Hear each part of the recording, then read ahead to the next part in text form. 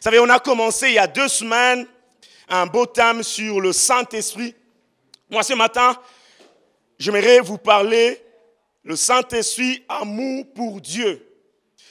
J'ai beaucoup aimé qu'ils ont parlé du Saint-Esprit. Il a parlé de quoi, Zor?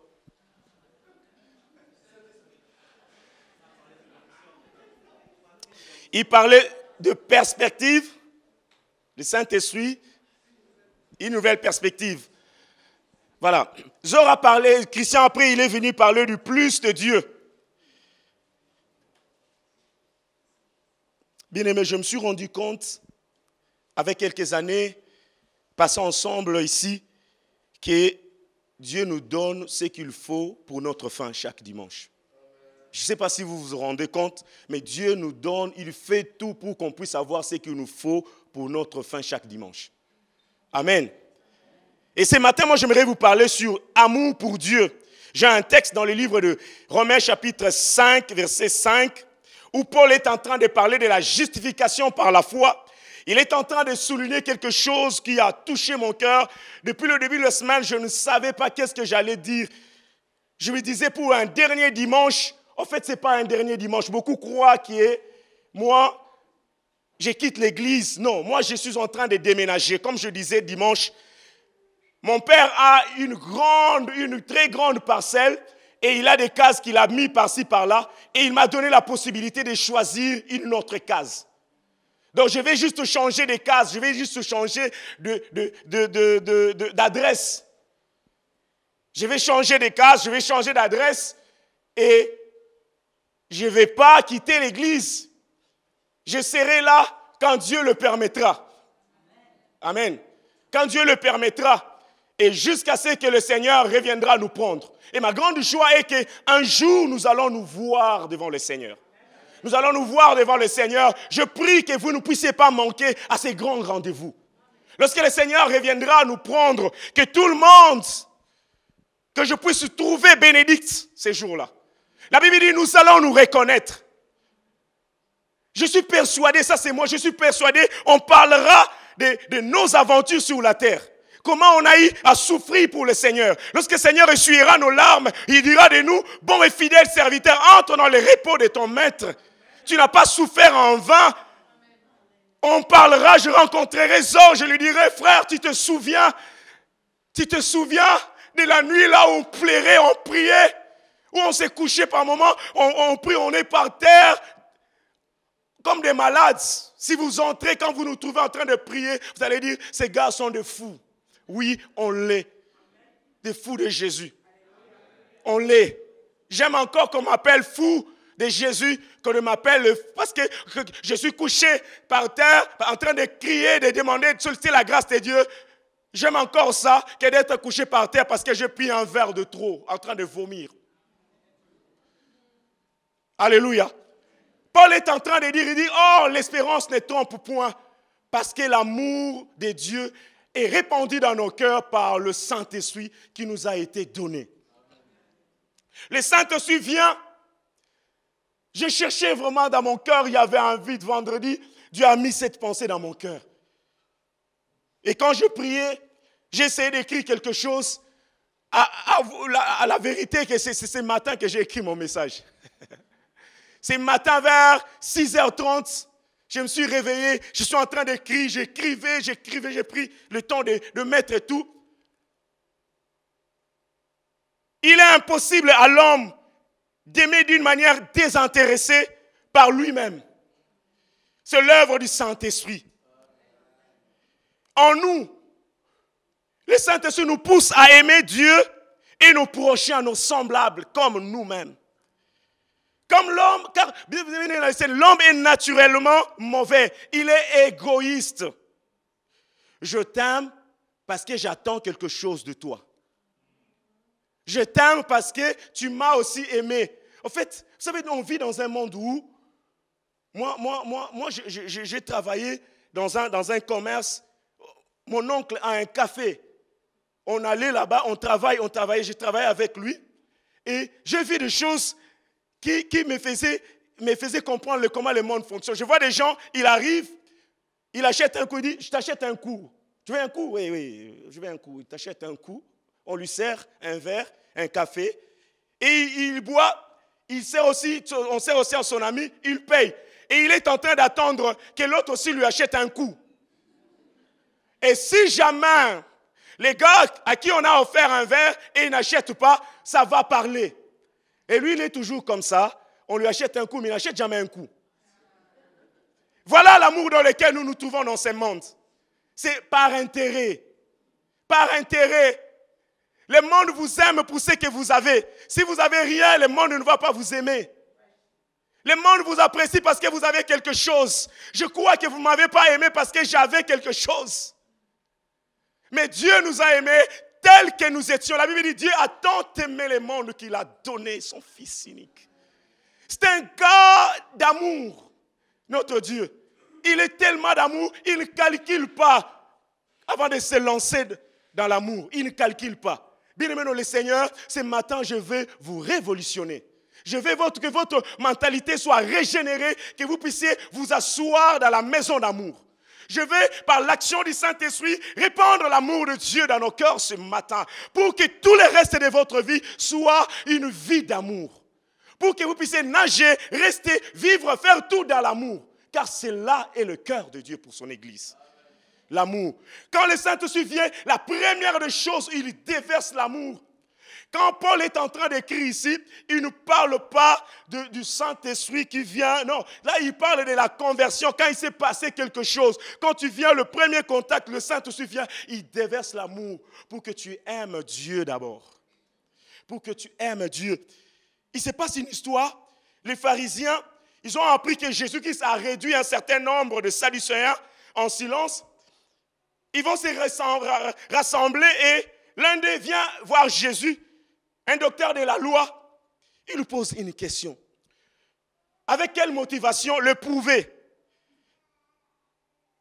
Maître, quel est le plus grand commandement de la loi? On est dans le livre de Matthieu chapitre 22, verset 34. Jésus lui répondit, tu aimeras le Seigneur ton Dieu de tout ton cœur, de toute ton âme, de toute ta pensée. C'est le premier et le plus grand commandement. Il dit, c'est le premier et le plus grand commandement. Donc, les commandements là, c'est les commandements qui résument tous les commandements. C'est les commandements qui est précieux. Vous savez, moi je parle avec beaucoup de gens, je parle avec beaucoup de chrétiens. Depuis que j'ai commencé mon aventure avec le Seigneur, il y a des chrétiens qui croient, qui sont persuadés qu'ils peuvent punir Dieu en cessant de l'aimer. Ils croient ça. Vous entendrez les gens en train de dire, puisque Dieu n'a pas fait ceci, n'a pas répondu à ma demande, alors je ne prierai plus. Je ne partirai plus à l'église. Je ne ferai plus, de toutes les façons, je quitte la chorale. De toutes les façons, je ne fais plus telle chose. C'est comme si Dieu était en manque d'amour, quoi. C'est un pauvre gars qui n'attend que ton amour pour vivre. Bien-aimé dans le Seigneur, quand Dieu nous demande de l'aimer de tout notre cœur, de toute notre âme et force, c'est pour notre bien et non pour son bien. Ce n'est pas pour le faire plaisir. Non. Et Dieu a existé avant que le temps n'existe. Par lui, toute chose existe. Bien-aimé dans le Seigneur, il y en a qui croient que Dieu est un gars pauvre, comme je le disais, en quête d'amour, venant des hommes qui l'ont rejeté. Il est en train de déprimer et cherche l'amour pour se maintenir. Non. Tu es en train de t'enfoncer dans le noir tout seul. Quand Dieu nous demande de l'aimer, c'est pour notre bien. C'est pour notre bien, c'est pour notre stabilité émotionnelle. C'est pour notre stabilité émotionnelle, c'est pour notre équilibre émotionnel. Parce que Dieu a créé l'homme pour que l'homme vive dans l'amour. Vous savez pourquoi l'amour c'est le terme central de la vie. Même dans la Bible, c'est le terme central de l'amour. La Bible dit, il a tant aimé qu'il a donné son fils. Le Dieu a créé l'homme. Pourquoi on s'agite? Pourquoi le monde s'agite quand on parle d'amour? Tout le monde a besoin de l'amour. Qui n'a pas besoin de l'amour ce matin? Tout le monde a besoin de l'amour pour se maintenir. C'est quelque chose que Dieu a créé pour que nous puissions y rester. Et nous devons émettre dans l'amour. Si tu sors de l'amour, tu vas maigrir, tu vas te flétrir comme une fleur. Quand le soleil frappe très fort et puis tu vas mourir. Loin de l'amour, on meurt.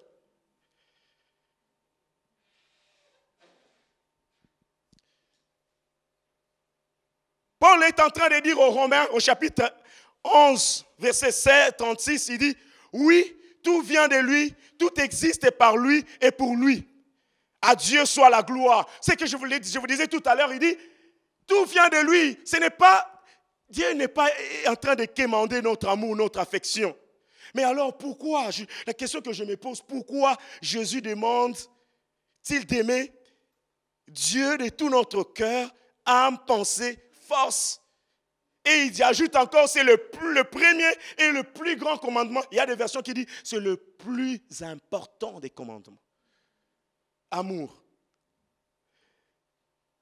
Pourquoi la Bible parle autant d'amour? Et la première action du Saint-Esprit, quand il vient, il déverse, il répand, la Bible dit, il répand l'amour dans nos cœurs. Pourquoi? C'est parce que l'amour, c'est ce que Dieu est. C'est sa nature. Il fait tout par amour et pour l'amour. Dieu, il est en train d'agir dans l'amour. Il te bénit, c'est par amour. S'il te punit même, c'est par amour. Tout ce que Dieu fait, c'est dans l'amour. Il fait tout pour notre bien. C'est parce qu'il nous aime. Dieu nous châtie par amour. Dieu nous bénit par amour. Il nous envoie son Saint-Esprit par amour. Il a envoyé son Fils par amour.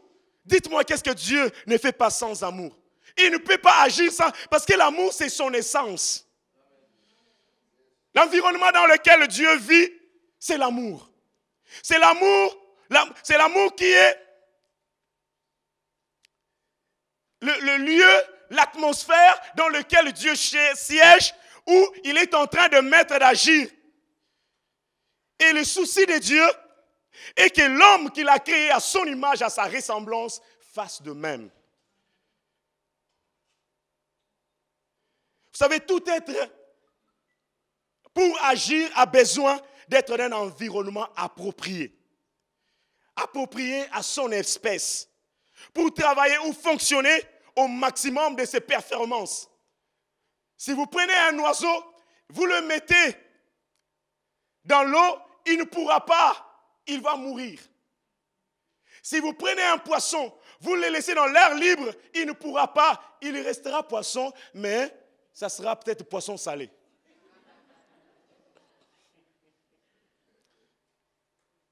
Au cas contraire, on perd. Si on n'est pas dans notre environnement, on ne peut pas émettre au maximum. Au cas contraire, nous allons parler de la même espèce, mais moins performant ou pas du tout. Le poisson a besoin de l'eau pour être au mieux de sa forme. Si jamais vous osez seulement le déplacer, loin de son environnement, il va mourir. Et ce poisson ne sera plus ce que Dieu avait prévu quand il est créé. Et l'atmosphère dans laquelle Dieu veut et agir, c'est l'amour. Il a créé l'homme à son image et à sa ressemblance pour que l'homme agisse dans l'amour. Pour que l'homme fasse tout dans l'amour. C'est pour cela qu'il envoie son esprit pour nous rendre capables d'agir, de poser des actions dans l'amour. Je ne sais pas si je me fais comprendre. Bien-aimés dans le Seigneur, une fois qu'on sort de cet environnement, on n'est plus ce que Dieu a voulu de nous. Une fois qu'on sort de l'environnement d'amour, tout ce que nous sommes en train de faire, tout ce que nous sommes en train de faire dans cette église doit se faire dans l'amour. Nous allons chanter dans l'amour. Nous voulons servir Dieu dans l'amour. Notre motivation doit être l'amour. Voilà. Rien d'autre si ce n'est l'amour. Je sers Dieu par amour. Vous savez, nous, quand on a commencé l'église, on travaille. Et je vais vous avouer quelque chose. Ça fait 6 ans. Moi, j'ai rencontré Zor et Christian le jour où David est venu. On s'est rencontrés au forum. Il m'a proposé, il m'a dit, est-ce qu'on peut aller... Nous, aujourd'hui, on va se rencontrer chez un frère qui s'appelle Zor. Nous voulons commencer à prier. C'était leur première rencontre. Et il m'a donné l'adresse pour aller à AB. Je me suis perdu. Et après, j'ai retrouvé, Dieu merci pour GPS. J'arrive chez Zor, on a prié. Depuis le jour où on s'est rencontrés, connexion, jusqu'à aujourd'hui.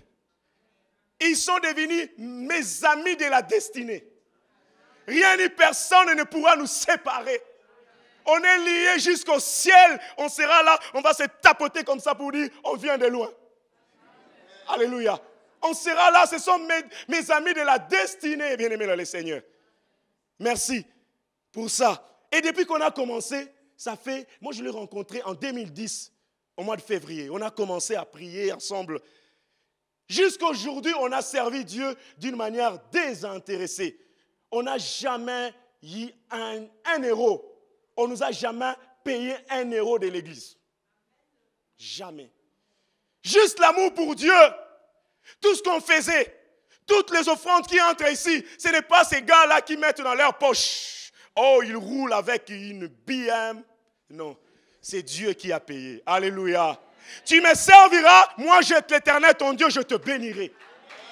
Tu me serviras, on sert Dieu, Dieu ouvre d'autres portes. D'une manière intéressée, bien aimé dans le Seigneur, si vous êtes en train de mettre dans l'amour, les portes vont s'ouvrir d'elles-mêmes. Motivation de service, juste l'amour pour Dieu. Je m'en fous de tout ce qu'on dit, je m'en fous de tout. Moi, je vois juste l'amour pour Dieu, je suis passionné de toi, Seigneur. Je t'aime, voilà pourquoi je te sers. C'est ça, c'est que je veux vous laisser, bien aimé, l'héritage, de rester dans la présence de Dieu où baigne l'amour. Et une fois qu'on quitte cette atmosphère, on est en train de s'appauvrir. Jean est en train d'écrire quelque chose de merveilleux. 1 Jean chapitre 4, versets 7 et 8, il dit, « Mes chers amis, aimons les uns les autres, car l'amour vient de Dieu. Celui qui aime est né de Dieu. Il connaît Dieu. Il connaît Dieu. » Vous me dites que vous aimez, vous connaissez le Seigneur, on va le voir par les œuvres d'amour. Parce que vous êtes, bien aimé, vous savez, il y a une réalité dans l'amour. Dans l'amour, on ne trompe pas. Soit tu aimes, soit tu n'aimes pas. Mais si tu es en train de tromper, ça se saura. Ça se saura. On sait que tu n'aimes pas. Même si tu fais semblant. Bien aimé, arrêtez de faire semblant d'aimer les uns les autres. C'est de l'hypocrisie. Et Dieu déteste. Soit tu es dedans, soit tu ne l'es pas.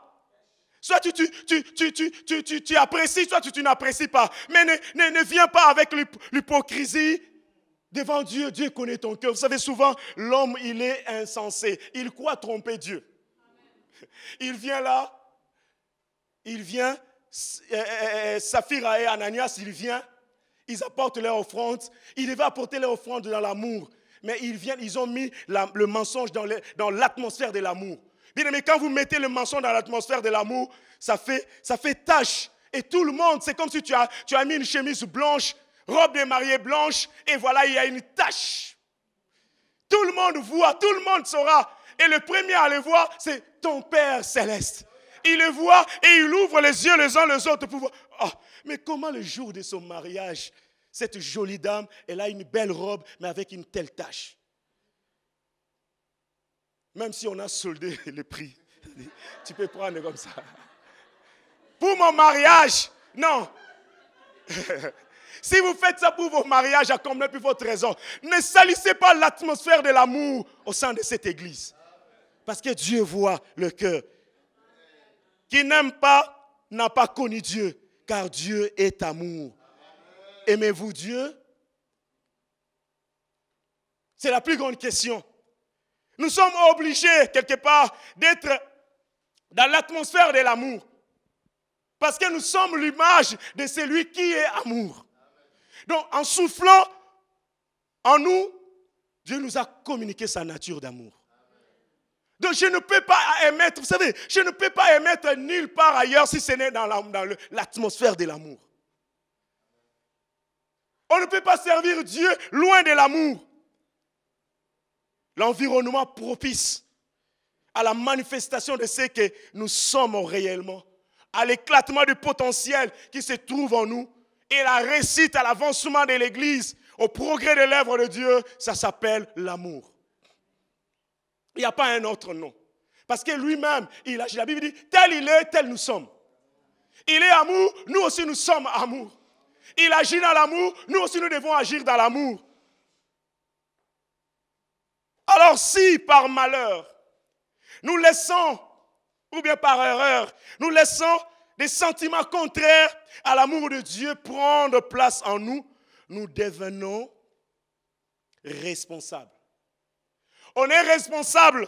Nous créons comme qui dirait, un circuit interne en nous. Tu as mis ce qu'il ne fallait pas, comme je disais, c'est-à-dire tu as attaché. L'environnement de l'amour est abîmé. Il y a un court-circuit interne. Tu es électrocuté directement. Tu ne vas pas dire que c'est le diable. Mais c'est toi le responsable.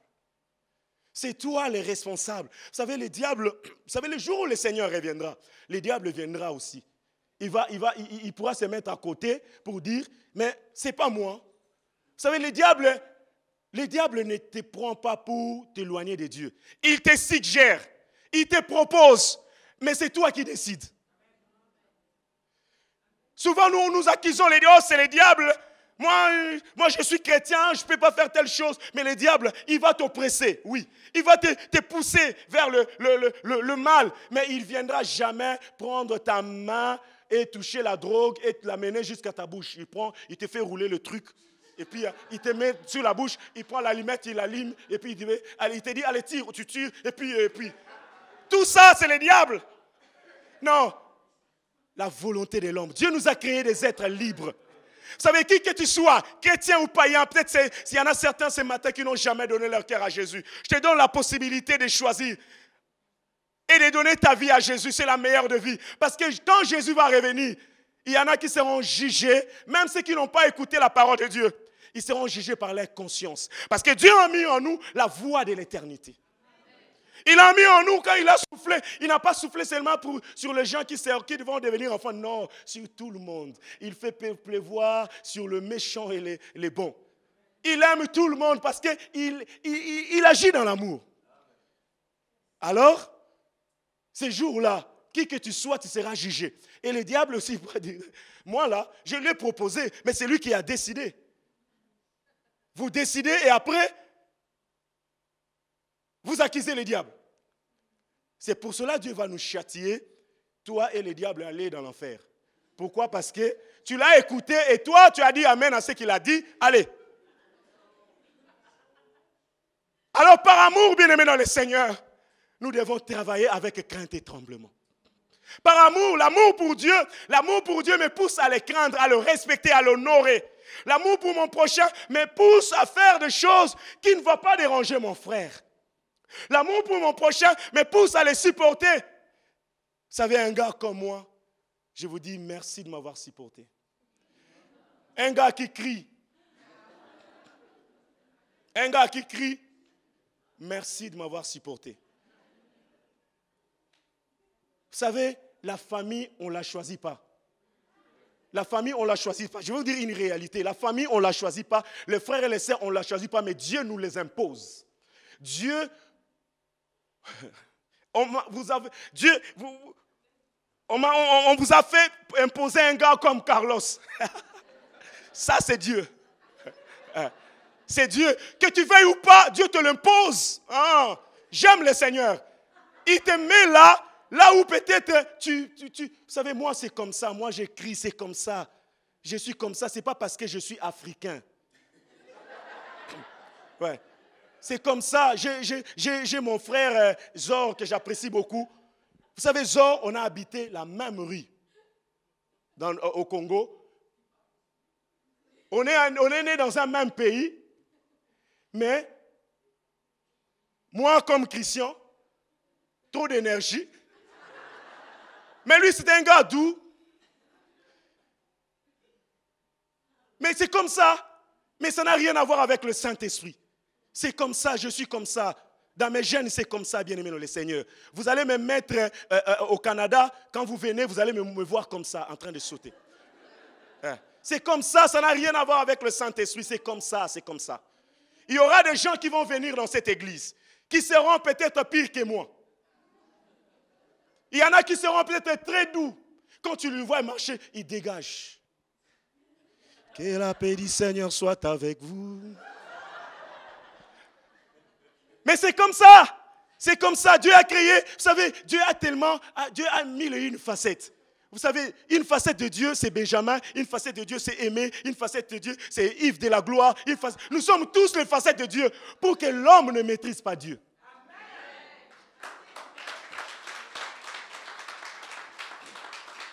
Et une fois que toi, tu oses sous-estimer une facette de Dieu, tu sors du cadre du surnaturel, du cadre de la bénédiction, parce que Dieu bénit toujours dans l'amour. Une fois que toi, tu oses détester une des facettes de Dieu, tu t'es soustrait du cadre de l'environnement, de l'atmosphère du miracle. Le miracle se passe toujours dans l'amour. Dans l'amour. Dans l'amour. Hébreu est en train de nous dire, Hébreu chapitre 12, verset 15, « Veillez à ce que nul ne se prive de la grâce de Dieu. » Bien-aimé dans le Seigneur, je vais vous demander une chose. Chaque jour, veillez à ce que nul ne se prive de la grâce de Dieu. C'est-à-dire quoi? Veillez à ce que nul ne sorte de l'environnement de l'amour dans lequel nous sommes appelés de maîtres. Veillez à ce que nul ne sort dans cet environnement de miracles, de possibilités, de joie que Dieu a créé en nous, que nul ne sorte de cet environnement-là. Parce qu'une fois que tu sors de l'environnement de l'amour, tu es en train de se pauvrir, tu deviens pauvre spirituellement parlant. Et ça peut devenir même matériellement parlant. À ce qu'aucune racine d'amertume poussant des rejetons ne produise du trouble et que plusieurs n'en soient infectés. Vous savez, une fois que tu laisses la tâche infecter ton environnement d'amour, toi-même tu es infecté le premier et tout le monde, il y en a. Ça va contaminer. Alors garde ton cœur. Garde ton cœur plus que tout. Vous savez que nous, quand on a commencé, quand on priait avec Scott et tous les amis, un jour on priait, Dieu nous a mis à cœur de faire un geste prophétique. Alors on se disait, on priait, chacun de nous priait. Si un jour, et que l'église va se diviser, que ça ne vienne pas de moi, Seigneur. Scott a prié, Zora a prié, François a prié, David était là aussi, il a prié. Moi je priais, tout le monde a prié, on était là. Après tout le monde disait, Seigneur, si l'église va se diviser, pas moi, Seigneur. Seigneur, tout le monde faisait cet engagement, ces gestes prophétiques. Que l'œuvre de Dieu ira de l'avant. S'il y a quelque chose qui peut venir, non, Seigneur. On était là en train de fermer les portes pour dire, le mal s'il va entrer, pas par moi, alors pas par toi, donc le mal ne va pas rentrer. Nous allons rester tous dans l'environnement de l'amour. Quoique, en tant qu'enfant de Dieu dans la famille, il y a toujours des prises de tête. Vous comprenez? Il y aura des prises de tête, il y aura des incompréhensions, mais cela ne brise pas la famille. On est frères, on doit apprendre à se supporter. Vous allez rencontrer un gars comme moi qui crie, c'est pas grave, on doit se supporter. Mais l'essentiel est qu'on reste dans la présence de Dieu. Et un gars comme moi, quand je crie, par moment on me dit, j'essaie un peu de diminuer. Tout ça parce que j'aime l'autre. Je veux qu'on puisse se tenir main dans la main et qu'on puisse aller de l'avant. C'est lui qui aime, c'est lui qui est dans l'environnement de l'amour, il a ses côtés. Il est prêt à recevoir l'autre. Il est prêt à écouter l'autre. Il est prêt à réagir d'une manière bénie. Je ne vais pas écraser l'autre. Je le considère comme étant au-dessus de moi. Celui qui est dans l'environnement de l'amour, il est humble. Il ne sous-estime pas son frère.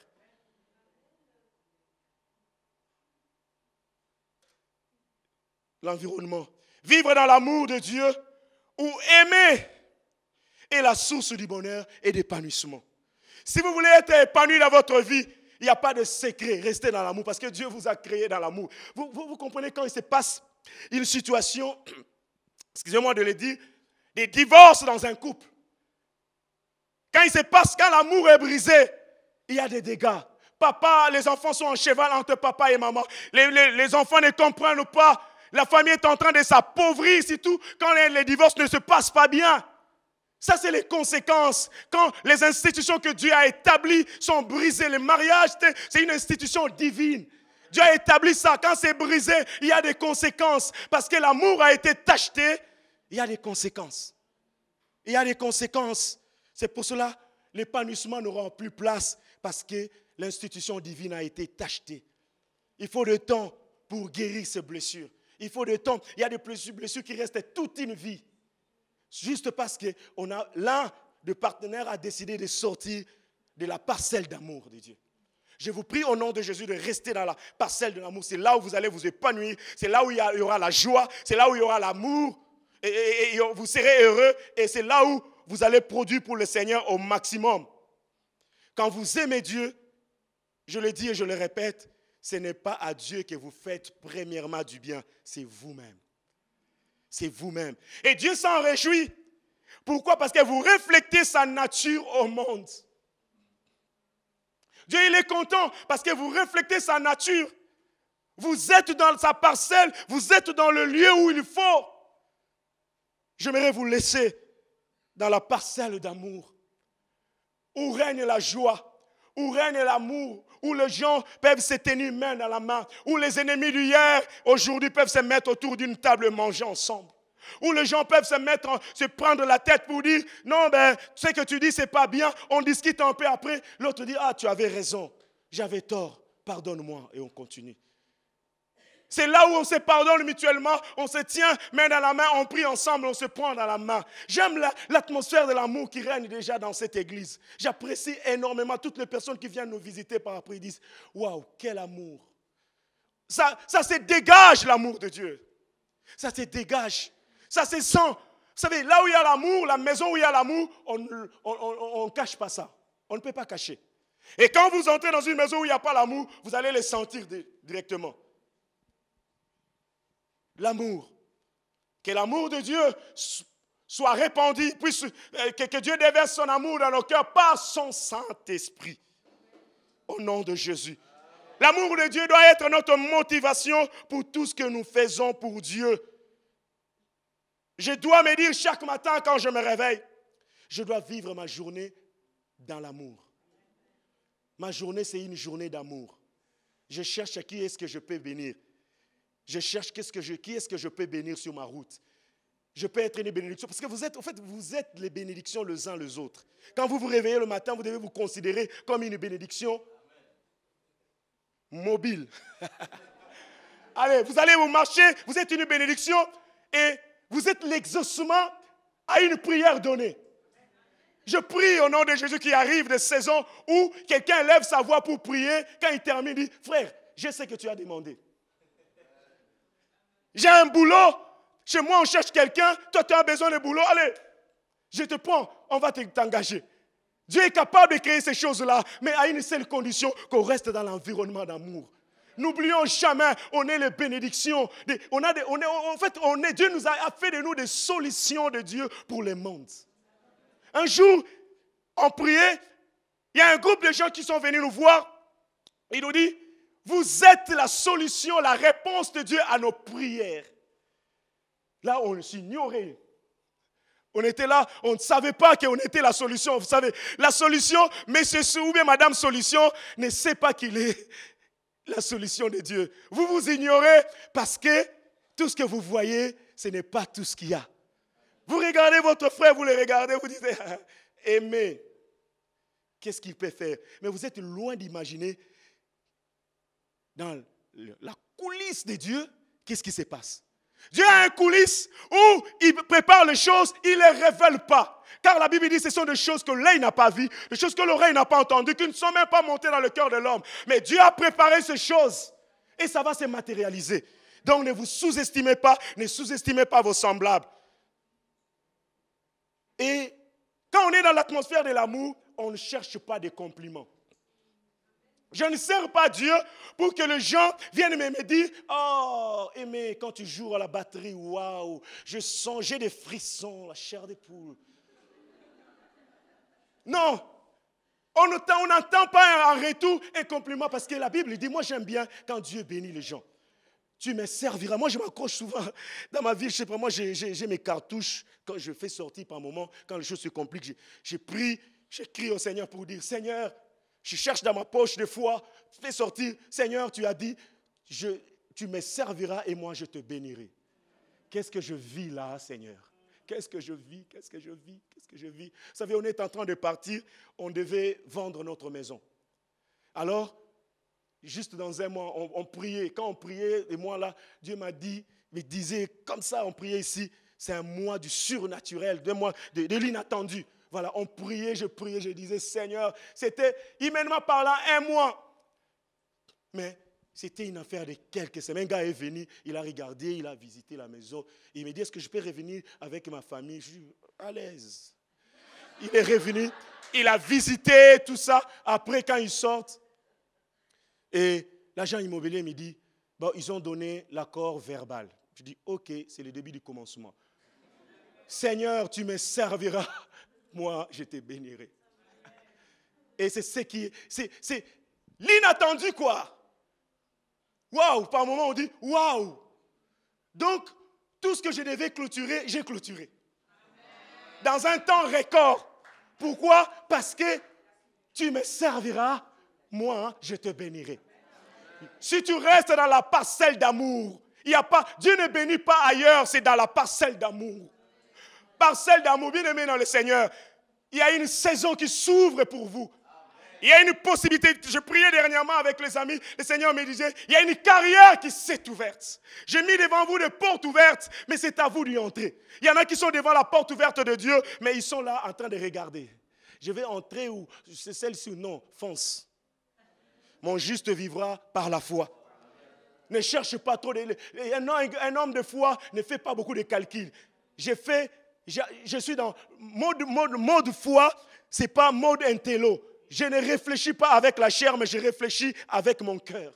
Je fonce. Vous savez, moi j'ai un principe dans la vie, je ne fais pas des choses en attendant. Je ne prie pas en attendant. Je n'aime pas en attendant. Je ne mange pas en attendant. Vous allez le constater tout à l'heure. Je fais tout avec sérieux, bien-aimé le Seigneur. Je prie avec mon cœur. J'ai appris à prier avec mon cœur. J'ai appris à servir Dieu avec mon cœur. Je vous prie, soyez les hommes et les femmes de cœur.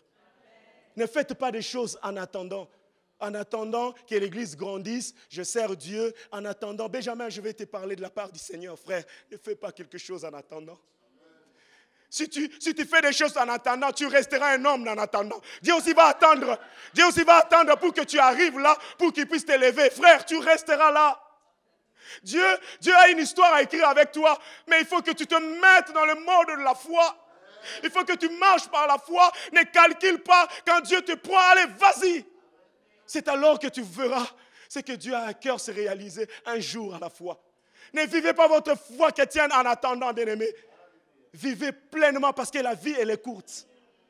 La vie, elle est courte. Vous ne savez pas combien de temps on va encore rester. Peut-être ce soir, le Seigneur va revenir.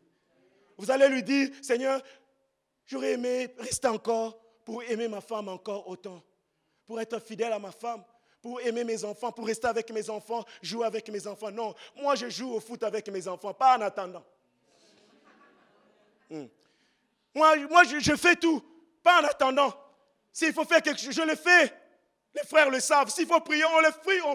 Comme les malades, on fonce, on prie. Parce que demain, on ne sait pas, frère. Moi, je vous demande, frère, de servir Dieu, pas en attendant. C'est notre saison. Allez-y, quoi. Foncez. Il y a une carrière de possibilités qui nous est ouverte. C'est à nous d'y entrer avec foi. L'amour de Dieu. L'amour de Dieu. Paul est en train de dire aux Corinthiens, je vais terminer par là. Il dit, car l'amour de Christ nous presse. Vous comprenez? L'amour de Christ, l'amour qu'on a pour Dieu, nous presse. L'amour de Dieu te presse, te pousse à aller le plus vite possible. On n'a plus le temps d'aimer nos semblables. On n'a plus le temps de rigoler. Non, il nous a donné son esprit. Il nous a donné les frères et les sœurs. Il nous a donné l'église. Qu'est-ce que vous cherchez encore? Vous avez tout ce que... Vous savez, moi, par moments, je suis étonné et ébloui la manière dont Dieu nous a conduits. On n'a pas 10 ans, comprenez? On est jeune église. Mais ce que Dieu nous a donné, il y a des églises qui ont fait 30 ans. Ils sont en train de prier avec foi. Ils parlent la langue comme vous. Ils prophétisent comme vous. Il y en a qui ont fait 50 ans, mais n'ont jamais expérimenté ça. Ça, c'est la grâce de Dieu. C'est la grâce de Dieu. Mais il ne faut pas sous-estimer la grâce de Dieu. Parce que vous devez comprendre que la grâce de Dieu n'est pas éternelle. La grâce de Dieu, c'est une question de saison. La grâce de Dieu va terminer un jour quand le Fils de l'homme va revenir, quand l'église sera élevée. La grâce de Dieu. Il y a certaines choses, ça nous sera facile maintenant. Mais quand tu auras 90 ans, tu ne pourras plus le faire. Alors fonce maintenant. Avec amour, fonce. Fonce avec amour. Avec amour. J'aimerais lire un dernier verset. Colossiens, chapitre 3, verset 23. La Bible dit, tout ce que vous faites, faites-le de bon cœur. Tout ce que vous allez faire dans cette église, faites-le de bon cœur. Ne cherchez pas que quelqu'un vienne vous pousser. Il y a beaucoup trop à faire dans cette église, mais il y a peu d'ouvriers. Il y a moins de gens qui s'engagent. Et ceux qui se sont déjà engagés, je vous dis, foncez. Foncez avec Dieu. Comme pour le Seigneur et non pour des hommes, sachant que vous recevez du Seigneur, écoutez-moi, l'héritage pour récompense. Dieu n'a pas la dette de quelqu'un. Il paye très bien. Et quand il décide de payer, il paye quoi? Il le paye vraiment. Vous êtes surpris par les bontés de l'Éternel. Servez Christ, le Seigneur, car c'est lui qui agit injustement, recevra selon son injustice. Il n'y a point d'acception de personne. La grâce de Dieu nous est tous donnée. C'est à nous de la saisir, de rester dans la parcelle d'amour pour vivre comme jamais. Je vais appeler Zor pour nous conduire dans la présence de Dieu pendant un temps. Que Dieu vous bénisse.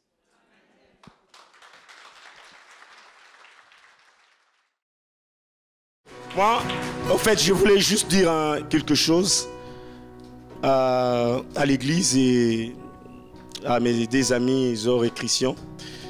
Vous êtes des gars formidables. Ce n'est pas pour vous flatter, ce n'est pas vraiment les gens de la maison ici, on n'aime pas flatter. Je dis, ça vient du fin fond de mon cœur.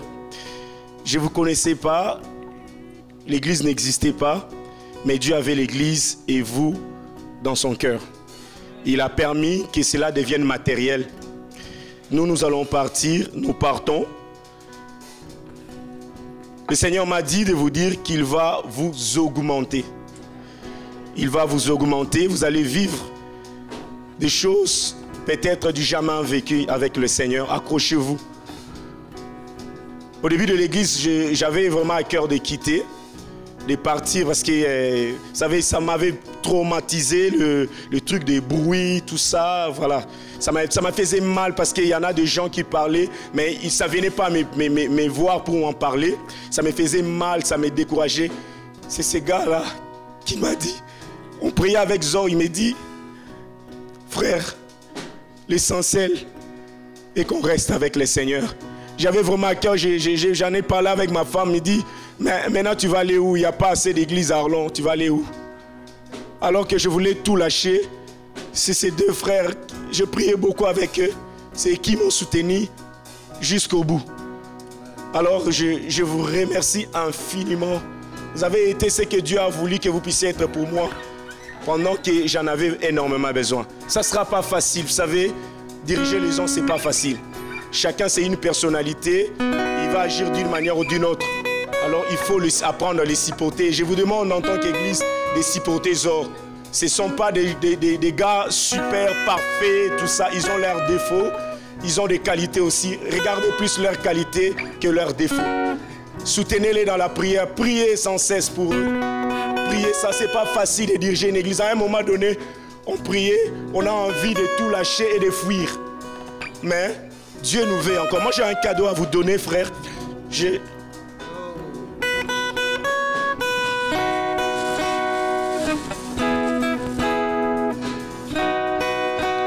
prévu 2 cadeaux pour vous. En fait, il y a des choses, une seule chose qui a permis qu'on puisse se rencontrer. C'est la prière et la parole de Dieu.